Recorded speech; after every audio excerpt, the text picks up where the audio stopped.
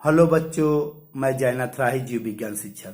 आज बच्चों जीव विज्ञान के इस कड़ी में हम देखेंगे क्या टॉपिक है जैव विविधता के हॉटस्पॉट्स ऑफ बायोडायवर्सिटी। यह जो प्रश्न है आपके प्रतियोगी परीक्षाओं में साथ ही साथ बोर्ड परीक्षाओं में बहुत ज्यादा पूछा जाता है, इसीलिए मैंने इस वीडियो को बनाया। आइए देखते हैं।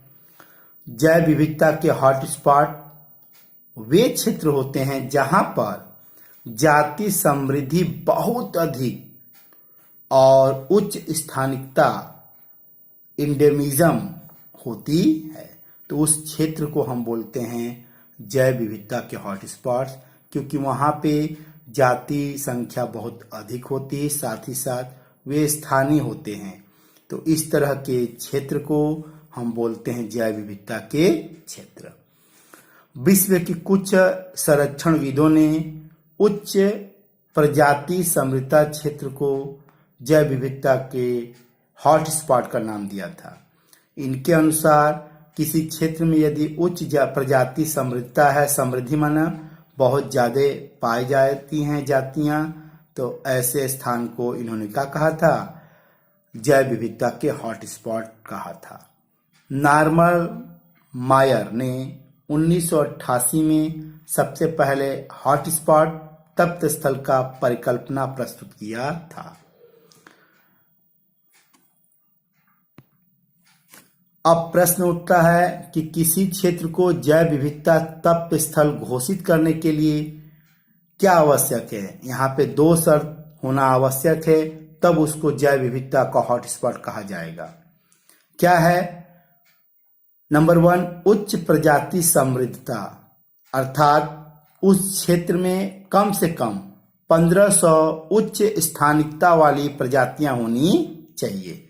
तब उस क्षेत्र को हम किस कैटेगरी में डालेंगे? हॉटस्पॉट्स ऑफ बायोडायवर्सिटी कहेंगे। दूसरा है मानवीय गतिविधियों के कारण तेजी से पर्यावासों की क्षति हुई हो, अर्थात मूल आवास का 70% उजड़ चुका हो, तो उस इलाके को हम क्या कहेंगे? हॉटस्पॉट्स कहेंगे।